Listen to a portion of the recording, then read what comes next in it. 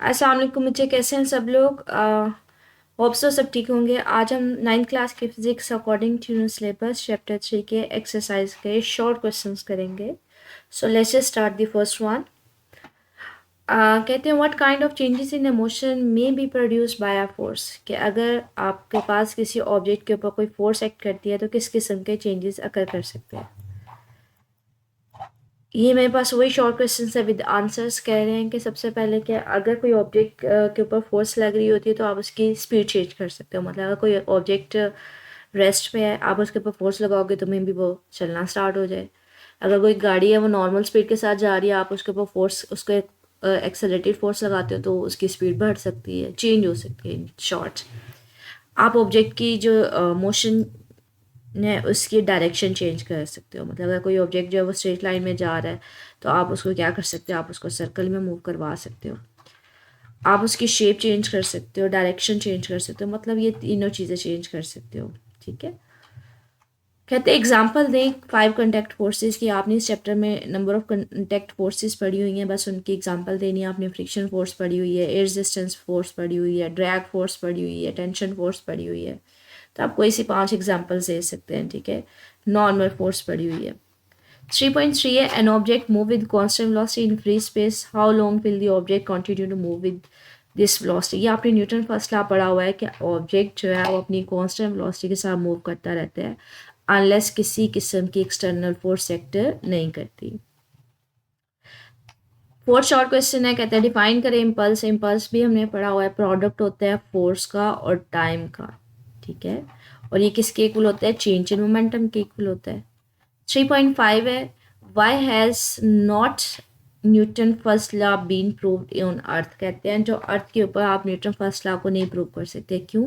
Newton first law में क्या कहता है कि ऑब्जेक्ट अपनी मोशन को कंटिन्यू करता है अनलेस कोई एक्सटर्नल फोर्स एक्ट नहीं करती।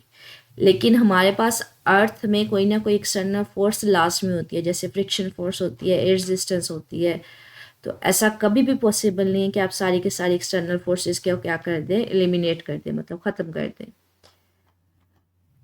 नेक्स्ट 3.6 है, कहते हैं when sitting in A car which suddenly accelerate from rest. के कार है, अगर वो रेस्ट पे है तो रेस्ट से एक्सेलरेट करना शुरू हो जाती है, मतलब मूव करना शुरू हो जाती है। जैसे आप उसको कहते हैं स्टार्ट करते हैं तो आपको एक पीछे की तरफ पुश मिलता है, सीट की तरफ।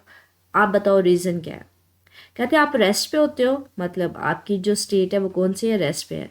ठीक है। इनर्शिया की वजह से होता है। इनर्शिया क्या होता है कि आप जो भी स्टेट आपकी होती है वो आप उस स्टेट को रिटेन करना चाह रहे होते हो, मतलब उसको चेंज नहीं करना चाह रहे होते हो। तो आप रेस्ट पे होते हो, आप जैसे ही गाड़ी स्टार्ट करते हो तो गाड़ी आगे की तरफ मूव करती है। आप इनर्शिया की वजह से आपको पीछे की तरफ पुश मिलता है। क्यों? क्योंकि आप अपनी रेस्ट की स्टेट को रिटेन करना चाह रहे होते हो, चाह रहे होते हो कि रेस्ट पे ही रहो, इसलिए आपको एक ऑपोजिट डायरेक्शन में पुश मिलता है। गाड़ी आगे की तरफ मूव करती है, आपको पीछे की तरफ एक झटका सा लगता है।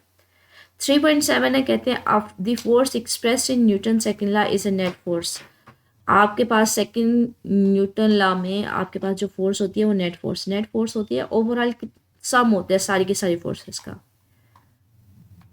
उन सारी नेट फोर्स को आप कंसीडर करते हो, इसकी वजह से आप एक्सेलरेशन डिटरमिन कर रहे होते हो। तो न्यूटन सेकंड लॉ जो है वो नेट फोर्स को डील कर रहा होता है कि ओवरऑल फोर्स कौन सी है, वेक्टर सम ऑफ ऑल सारी की सारी फोर्सेस को ले रहा होता है।